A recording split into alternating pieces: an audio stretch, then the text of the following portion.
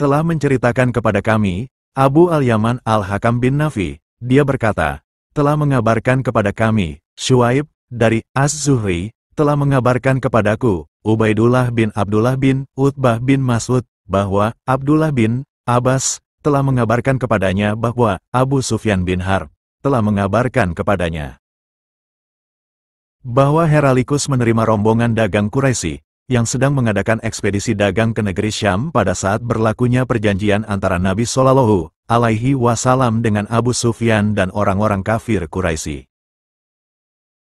Saat singgah di Ilya, mereka menemui Heralikus atas undangan Heralikus untuk diajak dialog di majelisnya, yang saat itu Heralikus bersama dengan para pembesar-pembesar negeri Romawi. Heralikus berbicara dengan mereka melalui penerjemah. Heralikus berkata, "Siapa di antara kalian yang paling dekat hubungan keluarganya dengan orang yang mengaku sebagai nabi itu?" Abu Sufyan berkata, "Maka aku menjawab, akulah yang paling dekat hubungan kekeluargaannya dengan dia." Heralikus berkata, "Dekatkanlah dia denganku dan juga sahabat-sahabatnya." Maka mereka meletakkan orang-orang Quraisy berada di belakang Abu Sufyan. Lalu Heralikus berkata melalui penerjemahnya, "Katakan kepadanya, bahwa aku bertanya kepadanya tentang lelaki yang mengaku sebagai nabi. Jika ia berdusta kepadaku, maka kalian harus mendustakannya. Demi Allah, kalau bukan rasa malu akibat tudingan pendusta yang akan mereka lontarkan kepadaku, niscaya aku berdusta kepadanya." Abu Sufyan berkata, "Maka yang pertama ditanyakannya kepadaku tentangnya, Nabi Shallallahu Alaihi Wasallam, adalah, bagaimana kedudukan nasabnya di tengah-tengah kalian?" Aku jawab, "Dia adalah dari keturunan baik-baik, bangsawan." Tanyanya lagi, "Apakah ada orang lain yang pernah mengatakannya sebelum dia?" Aku jawab, "Tidak ada." Tanyanya lagi, "Apakah bapaknya seorang raja?" Jawabku, "Bukan." "Apakah yang mengikuti dia orang-orang yang terpandang atau orang-orang yang rendah?" Jawabku, "Bahkan yang mengikutinya adalah orang-orang yang rendah." Dia bertanya lagi, "Apakah bertambah pengikutnya atau berkurang?" Aku jawab, "Bertambah." Dia bertanya lagi, "Apakah ada yang murtad disebabkan dongkol terhadap agamanya?" Aku jawab, "Tidak ada." Dia bertanya lagi, "Apakah kalian pernah mendapatkannya dia berdusta sebelum dia menyampaikan apa yang dikatakannya itu?" Aku jawab, "Tidak pernah." Dia bertanya lagi, "Apakah dia pernah berlaku curang?" Aku jawab, "Tidak pernah." Ketika kami bergaul dengannya, dia tidak pernah melakukan itu. Berkata Abu Sufyan, "Aku tidak mungkin menyampaikan selain ucapan seperti ini." Dia bertanya lagi, "Apakah kalian memeranginya?" Aku jawab, "Iya." Dia bertanya lagi, "Bagaimana kesudahan perang tersebut?" Aku jawab, "Perang antara kami dan dia sangat banyak. Terkadang dia mengalahkan kami, terkadang kami yang mengalahkan dia." Dia bertanya lagi, "Apa yang diperintahkannya kepada kalian?" Aku jawab, "Dia menyuruh kami, sembahlah Allah dengan tidak menyekutukannya dengan sesuatu apapun, dan tinggalkan apa yang dikatakan oleh nenek moyang kalian. Dia juga memerintahkan kami untuk menegakkan salat, menunaikan zakat, berkata jujur, saling memaafkan dan menyambung silaturahim." Maka Heralikus berkata kepada penerjemahnya, "Katakan kepadanya, bahwa aku telah bertanya kepadamu tentang keturunan orang itu, kamu ceritakan bahwa orang itu dari keturunan bangsawan. Begitu juga laki-laki itu dibangkitkan di tengah keturunan kaumnya. Dan aku tanya kepadamu, apakah pernah ada orang sebelumnya yang mengatakan seperti yang dikatakannya?" Kamu jawab tidak. Seandainya dikatakan ada orang sebelumnya yang mengatakannya, tentu kuanggap orang ini meniru orang sebelumnya yang pernah mengatakan hal serupa. Aku tanyakan juga kepadamu, apakah bapaknya ada yang dari keturunan raja? Maka kamu jawab tidak. Aku katakan seandainya bapaknya dari keturunan raja, tentu orang ini sedang menuntut kerajaan bapaknya. Dan aku tanyakan juga kepadamu, apakah kalian pernah mendapatkan dia berdusta sebelum dia menyampaikan apa yang dikatakannya? Kamu menjawabnya tidak. Sungguh aku memahami, kalau kepada manusia saja dia tidak berani berdusta, apalagi berdusta kepada Allah. Dan aku juga telah bertanya kepadamu, apakah yang mengikuti dia orang-orang yang terpandang atau orang-orang yang rendah? Kamu menjawab orang-orang yang rendah yang mengikutinya. Memang mereka itulah yang menjadi para pengikut Rasul. Aku juga sudah bertanya kepadamu apakah bertambah pengikutnya atau berkurang. Kamu menjawabnya bertambah. Dan memang begitulah perkara iman hingga menjadi sempurna. Aku juga sudah bertanya kepadamu apakah ada yang murtad disebabkan marah terhadap agamanya. Kamu menjawab tidak ada. Dan memang begitulah iman bila telah masuk tumbuh bersemi di dalam hati. Aku juga sudah bertanya kepadamu, apakah dia pernah berlaku curang? Kamu jawab tidak pernah. Dan memang begitulah para rasul tidak mungkin curang. Dan aku juga sudah bertanya kepadamu apa yang diperintahkannya kepada kalian.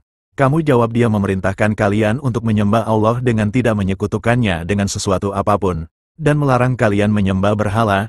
Dia juga memerintahkan kalian untuk menegakkan salat, menunaikan zakat, berkata jujur, saling memaafkan dan menyambung silaturahim. Seandainya semua apa yang kamu katakan ini benar, pasti dia akan menguasai kerajaan yang ada di bawah kakiku ini. Sungguh aku telah menduga bahwa dia tidak ada di antara kalian sekarang ini. Seandainya aku tahu jalan untuk bisa menemuinya, tentu aku akan berusaha keras menemuinya hingga bila aku sudah berada di sisinya pasti aku akan basuh kedua kakinya.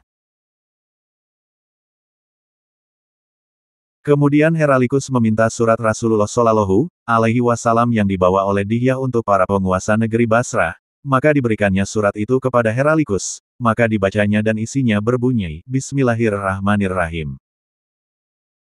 Dari Muhammad, hamba Allah dan Rasulnya untuk Heralikus. Penguasa Romawi, keselamatan bagi siapa yang mengikuti petunjuk.